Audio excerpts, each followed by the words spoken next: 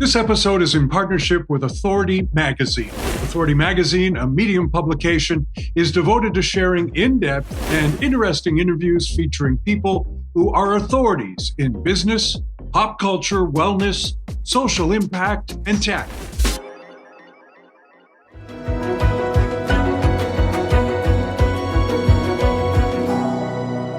There are few artists in this world who, the mere mention of their name conjures up visions and memories. And of course, one of those musicians was Eddie Van Halen. One note, and you know exactly who it is playing. Well, today we meet music journalist Steve Rosen, who not only spent some 2 decades interviewing Eddie, he was also the traveling wordsmith for almost every known rock band you can name. Steve, welcome to Believe in People. Thank you, Amy. Thank you. Very cool to be here. Appreciate it very much. Well, okay, I'm going to ask a very obvious question, Steve, but I know that our viewers and listeners want to know, how'd you get started as a music journalist? An abbreviated version here. I actually began writing for a high school newspaper. I had the first music-oriented column in the whole history of Culver City High School. Before that, every story in a little, the high school newspaper had to be school-oriented. But I told Mrs. Carpenter, my Journalism 101 teacher, listen, I'd like to go out to clubs and, see if I could review bands and maybe review albums. And she said, yes, go ahead. So the seed was planted there. I love doing that, I'll be honest, I love seeing my little name in the byline, and kids that would never talk to me before was, oh, you were at the whiskey and you saw, and I thought, there's something happening here, So fast forward a little bit. I just started sending out, like reviews to all of the magazines, newspapers I could think of. I sent a review to Rolling Stone and Guitar Player and Cream and Circus and other publications around at the time. And I was rejected by everybody. But there was a little bit of positive input. Listen, we like your story. It's not quite right. Send us another one. So using that as an impetus, you keep going. Eventually I get a little story printed in the Los Angeles Free Press, which is a really hip kind of underground newspaper at the time, sort of, late 60s, early 70s. I had a little review in there, and you use that as a stepping stone. And from there, the doors were opened for me from this wonderful woman, Lydia Wooltag, who worked at a company called Gibson and Stromberg. They were like the first rock and roll publicity company. And they handled a bunch of bands. Jeff Beck and the Stones and Steely Dan. And they just embraced me, the new kid, and, made all these bands available. So they actually introduced me to Guitar Player magazine. I started writing for Guitar Player in December 73. That sort of led to ultimately, getting things in Rolling Stone and Cream and Circus and all these publications who had initially said no. And it just kind of went from there. In 78, I wrote my first book on Jeff Beck, which came out in Japan, would write books on Black Sabbath and Free and Bad Company, Prince, Springsteen, and wrote a lot for Asian publications, Japan, European publications, Italy and Germany and France, UK. And it just, I've always loved to write. I've loved music. I was a guitar player, and I saw kind of the music journalism thing as a way to kind of tie everything together. Well, tell us a little bit about, you have a book about Eddie Van Halen. I do. And you have you had a rather extensive relationship with him. Why don't you, can you tell us how that all came to be? That really sounds like a young rock critic's dream come true. It really was.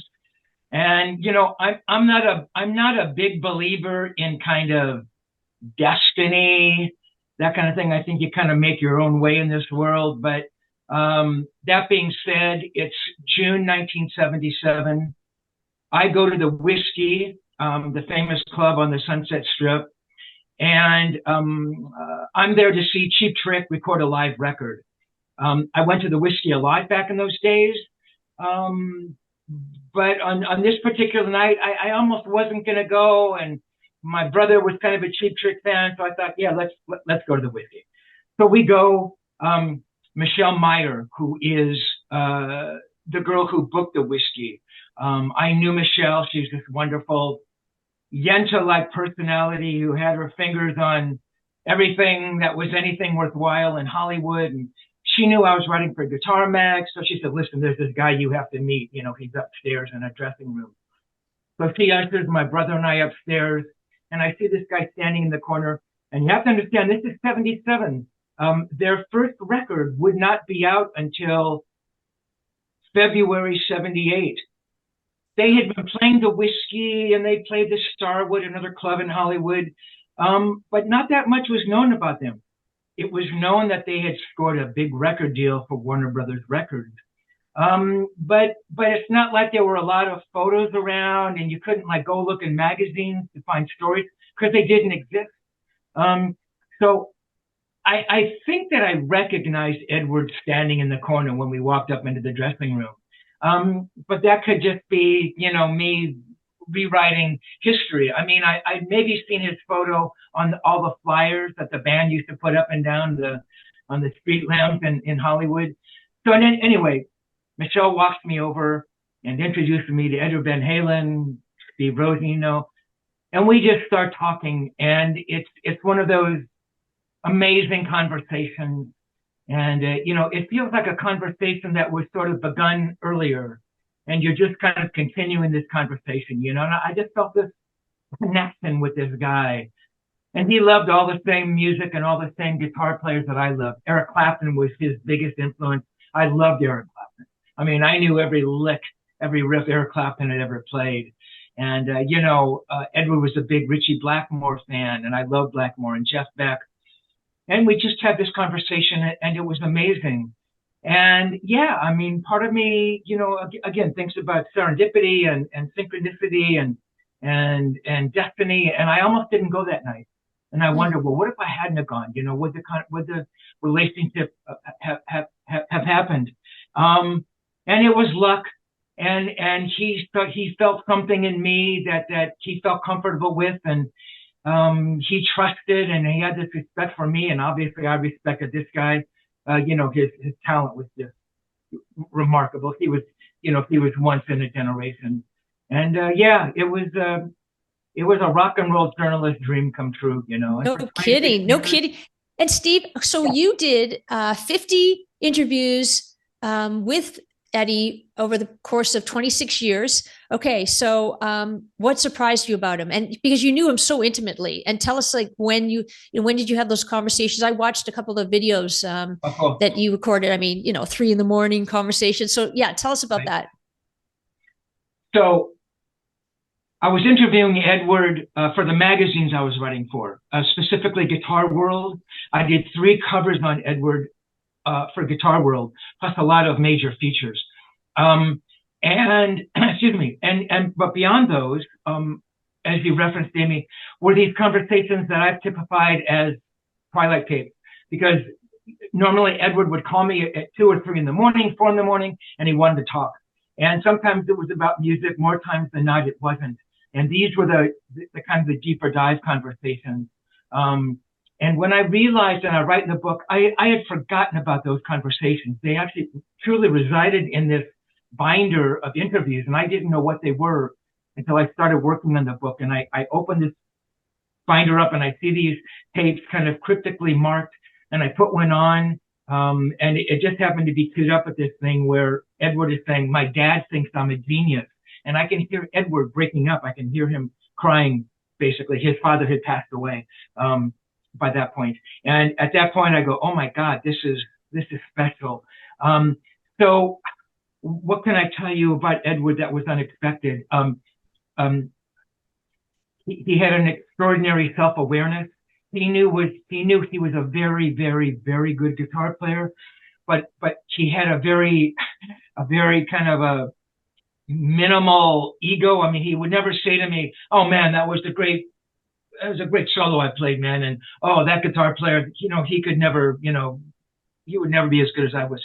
He never talked like that, but he just knew how very good he was, which is a pretty amazing thing to think when the world's looking at you as the greatest living guitar player. I mean, he was a legend in his own time. So that was pretty amazing. Really, he was really supportive of me. I mean, I tended to go not dark, but I'd be like, look, I was a guitar player. I looked at what he had achieved, and I think, my God, if I could have had a 50th of that, So from time to time, I go, oh, Ed, I'm trying to write, and not that I ever had that talent. I'm not saying that, but I wanted to be a guitar player in a rock and roll band. And he was always so cool about it, man. And he became like a teacher, and, he'd just say these wonderful, uplifting things when I knew that he was going through turmoil with the band, or band politics were kind of falling apart. He was kind of a modest guy. He didn't really like doing interviews. If he didn't really go out a lot, you didn't see Edward, kind of hanging out at parties a lot. Yeah, he was just a remarkably complex guy. It took me 580 pages to kind of think that I kind of answered those questions in describing who he was. Hopefully I got it right. Hopefully I paint that portrait of him, but there was a lot of it I was never able to get, unfortunately. But well, that's, I mean, what are the impressions? And of course, I never met him, and I listened to his music, but I saw we all saw the persona, one that you've just sort of described. And in a world, at that time, in a world of sort of turbocharged egos, and a lot of glam going on in that kind of world as well, he did act with his guitar, primarily because that was his craft, obviously, and he was very good at it. And it was almost as if he was kind of putting that other stuff on. Now, I mean, what with the tight pants and all that kind of shit, But I wanted to ask you, because his family emigrated to the United States. His parents came from two different cultures, basically a mixed race style of kind of marriage. Do you think that, somehow deep down inside of him, that kind of formed who he was, even as a performer, as a person, when you talk about just how kind of gentle he was? I mean, that's a wonderful question, Kevin.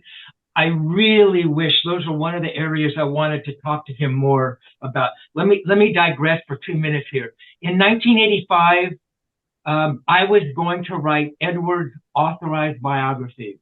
I approached Ed and I said, Ed, listen, man, writers are going to come to you. They're going to want to write your life story. I'd like to be the person to write that story. And he said, yes, of course it would be you. Who else would it be? And that was remarkable to hear him say that. We signed simple little contracts, and literally for the next 3 years, I did a lot of interviews with friends of his from Pasadena, guys who were promoting shows with Van Halen back in Pasadena, musicians he had played with, guitar techs, and I was trying to put that all together. And what I wanted to do was sit down with him and say, Ed, and I said this on many occasions, Ed, listen, you and I have to sit down, I need to interview you. I need to know more about, that dynamic between you and your family. And how did, growing up in Europe, affect who you were, and coming here and not speaking the language and all those things you touched on. I realized how critical they were. I never had that opportunity. Ed never wanted to sit and do those interviews. He always told me, well, now is not the right time to do a book. If I do a book now, people are going to think my career is over. I go, Ed, you're the only person on this planet who would ever think that way. But in answer to your question, Kevin, the little bit that we sort of touched on that, I do believe that had a lot to do with him. His dad was a musician, a working musician who played with a lot of orchestras over in Europe, did a lot of radio broadcasts. And I know that was a major influence on Edward. And I think his dad doing that had a profound effect on him. Yes, and I think Edward did have a sort of an artist / European heart that made him come out in this very kind of less egocentric, more sensitive way. when he was on stage, he was this monster presence. But that was just him on stage. He was very comfortable on stage, but that's not who he was. Off stage, he didn't dress in the striped pants, he always dressed nice, and any clothes he wore always looked amazing on him. But, he dressed in jeans and t-shirts, and he was pretty quiet. None of that outsized thing that you ever saw on stage. So yes, I think growing up in that household, in Amsterdam, the Netherlands, had a huge effect on him. I wish I could have spoken to him more about that. And Steve, is that your book, Tone Chaser? It is. That's the book, Tone. And then what happened with your relationship? Like and then I want to get into all the other bands you were wordsmithing to, but tell us about that. Was there an end, or was there just a smooth sort of a departure? What was that? What happened? So I made Edward in '77. And to answer your question, Amy, I did meet him before the first record came out. And right after that, his ascent into stardom was very rapid. But because I think I did meet him before the record came out and before he was Eddie Van Halen, this monster guitar player, I think that had a lot to do with the sort of the relationship itself, that I knew him before he was this other person. Interviewed him many times.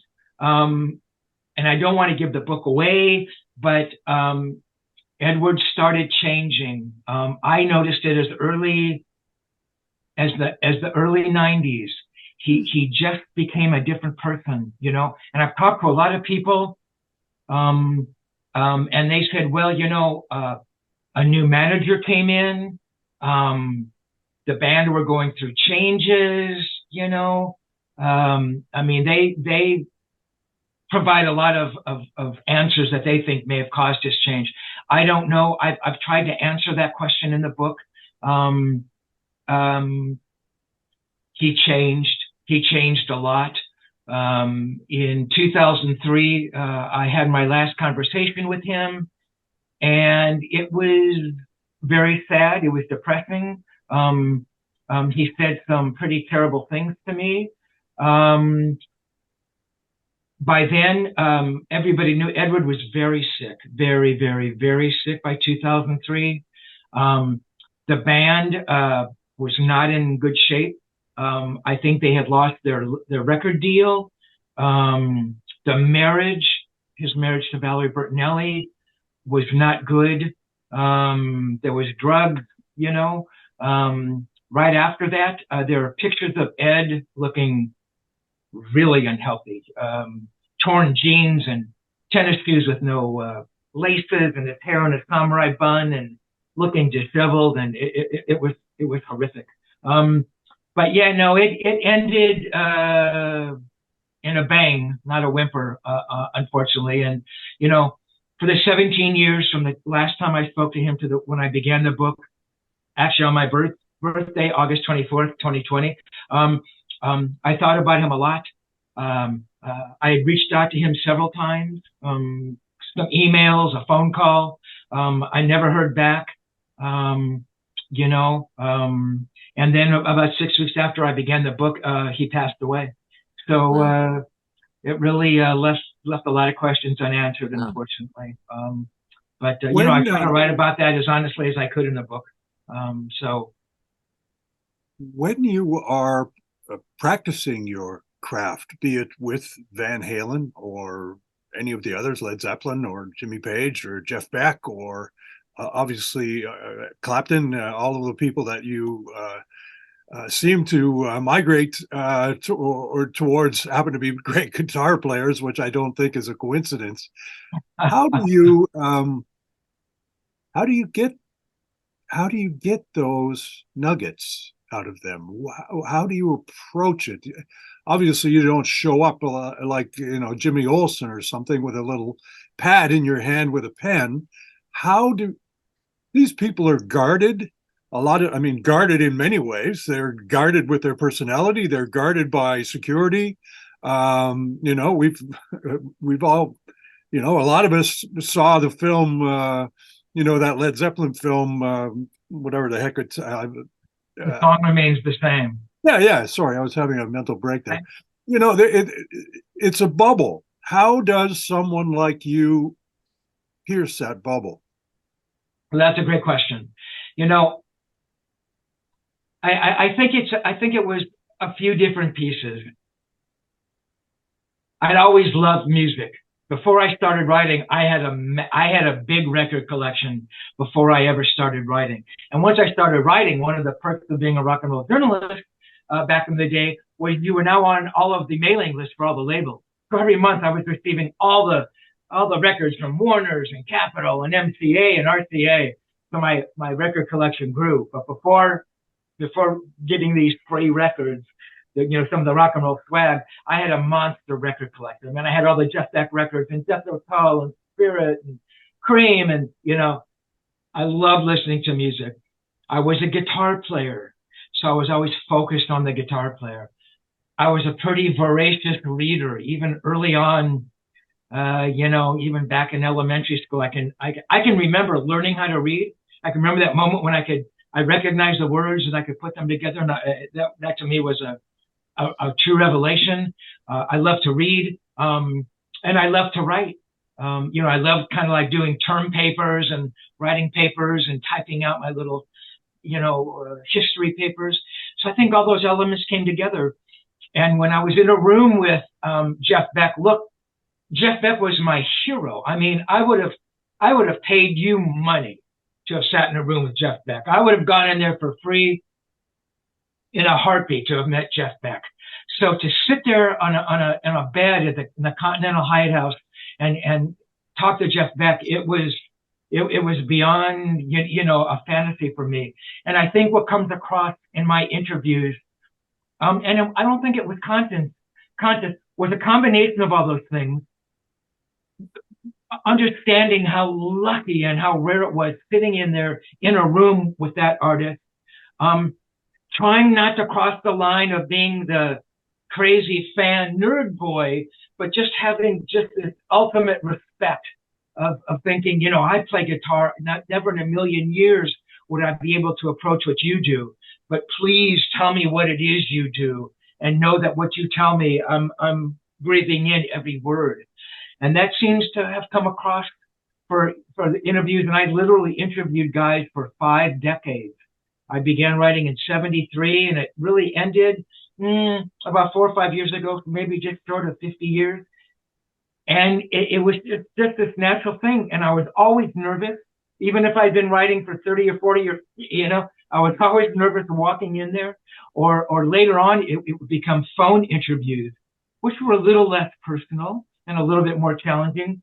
But I think these guys sensed it. I also did my homework, and it wasn't Jimmy Olsen. Well, yes, Peter Frampton on the 4th record, you played, it wasn't like that. It was me doing a deeper dive. And Peter, man, you played that great phrase, the beginning of the solo, and that leads into the beat.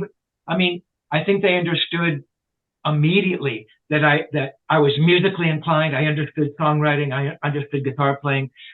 So I believe it was all those elements, and I think that's what I brought that was maybe different from other writers who were much better writers than me and had more technical, journalism expertise, but they didn't have that other thing that I believed I had. So. Yeah. And the passion too, Steve. I mean, if you think about you were, let's mention Led Zeppelin, The Who, Deep Purple, Jethro Tull, the ZZ Top, Aerosmith, Lenny Kravitz, Alice Cooper, there's so many.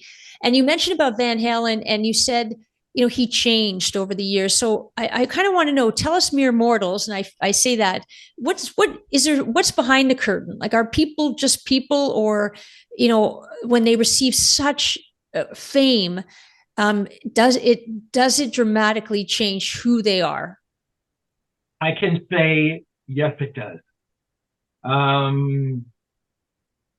For a while there, I think Edward, and I'm speaking specifically of Edward, I've seen it happen to other bands. Not that I've spent the kind of time with other bands that I did with Edward, but there are bands that I've interviewed many times, And the first time I'd interview them, it's like, maybe the first record had come out and they were open and they were obliging. And then the second record, depending on the success of that first record, it was a little bit of a change. Nothing specific, nothing that you could put your fingers on, but there was definitely a change.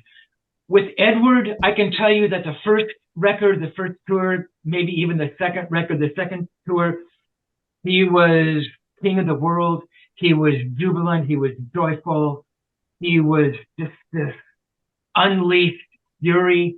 I think he enjoyed every minute of it, going on the road and touring, recording. Early on, there were problems with the band that he would tell me about. And then he'd say, don't write about that. Don't print that. Because in the moment when he's recording a second record, he doesn't want me writing about that. There were problems with the band by the second record. So all of those things he told me were put on tape and wouldn't come out until my book. And the reason they came out in my book is because they do tell the story with him. And I believe that they had to be part of the book. But in answer to your question, Amy, yeah, that pressure starts coming, and it becomes an internal thing too.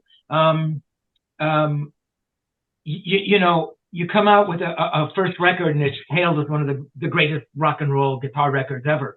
So it's like, you mean to tell me that you're totally oblivious to that and you're not listening to what your label is saying? And it's untrue. And I could see it with Edward, and he was an extraordinarily prolific guy. So on the second record, I don't think it hit him. But, you go further down the catalog, and there are a lot more covers happening. Their covers were pretty amazing, but why were there covers if Edward was writing all these songs and being prolific? And I think some of that pressure came from the label. He felt the pressure. The politics internally were happening. Yeah, I could see him, being a little bit more morose and somber about things. Whoever is up above in the heavens, he says to this guy, Eddie Van Halen, I'm gonna give you magic, but on the other side of that, with all the success is gonna come this other thing, and you're gonna have to learn to deal with that. And I think ultimately that really became a burden with him. Huh. Just very quickly, one last thing here. Why do so many, and it happens to writers and painters as well, and maybe it's just a creative thing. Why do so many of these supremely gifted individuals succumb to alcohol and drugs with the onset of success? You mean to tell me if these people were absolutely happy with the success and could deal with it, that has nothing to do with the other thing? I don't believe that. And maybe that's the price you pay for ultimate creativity. I don't think I believe that either, but it happens to so many of them that I have to think that there's a correlation. So, well, this sort of brings us full circle and to the end of our half hour. And I do want to ask you this question because you have been so close to it, and you've just so adroitly described sort of the pressures that go on when you are gifted and when you are creating something that is so new and in such demand. After all you have experienced and the joy that you have received from listening to the music and meeting those people that create it, and yet you have also seen the other side of it, the downside, the dark side. Why do you still believe in it? Why do you believe in these creative people? We ask this question every week. Why do you believe in people? Because these people are doing something so extraordinary that is beyond the capabilities of most of the people on this planet. Art, I won't even begin to get into a definition of art. I have no doubt that you two are way more capable than me. But I can tell you these musicians, there's just something so unique, so special about them, so rare that it's just not a coincidence that these individuals, the rest of the world, look at them as these unique creatures. What they create. and being a little bit of a guitar player and being able to understand on just a little bit of a level of what they create, it's like, it's just astounding to me. And every time I put on a Jeff Beck record or a Van Halen record or a Spirit record, I mean, it's like I am just awed all over again. They are just a rare breed, and yeah, man, human beings continue to create, and it's amazing to me that they do. The world is a different place than it was when I was listening to guitar players in the 60s, 70s, and 80s. And, you know, the way you make music is different, you know, and it's digital, and a lot of bands make music long distance. They're not even in the same room anymore. But these people continue to create, and they continue to believe in the craft and the artistry. And that will never end, you know, no matter what else is going. Thank you so much. You know, Steve, you're a rare breed, and we really appreciate you and you sharing your stories. And I mean, I can hear it. You're reliving all of your wonderful experiences and adventures in your telling of the story. So thank you for that. Very welcome. As a matter of fact, as you're talking about how these things progress over generations, I just want to throw out there that the Rolling Stones have a new record, and they're going on tour. So there, they've just made your point for you 100 times over. So exactly, like Mick Jagger needs to go out at 82 years old or whatever he is. I mean, I'm inspired. How much does he love it? I'm inspired. There you go. Thank you very much. Thank you, guys. Thank you so much, Steve. Thanks, guys. See you later. Bye-bye. Take care. Peace and love. You know, one of the things I think that we sort of underestimate is that the talent pool in those early days when rock and roll sort of came out of the Elvis era and all those kinds of things, and the guitar players just became such gods, guitar gods. That's how they were referred to, you know. To have someone like Steve there sort of deciphering all of that for us, what a great conversation. What a blessing to have had him on. And it's true, the pressures of the business must really wreak havoc with one's creativity. That's for sure. Yeah, for sure. And I think with Steve too, I mean, you could just hear he's reliving his experiences. And I just mentioned, you know, as we were talking to him, his journey, and that's inspiring for him because, you know, he lends himself. I mean, he was inspired to play guitar and to continue to play guitar. And he was mentored by, whether he realized it or not, by the world's best. So we can all learn from that. We can all, you know, realize, don't give up. I mean, look where everybody started, and just keep going. I think that's the message too, is to just keep doing what you love. And clearly this is something that Steve loved. So if you believe in hope and inspiration, then please, we ask that you subscribe to our podcast, Believe in People. And thanks so much for joining us. Rock on.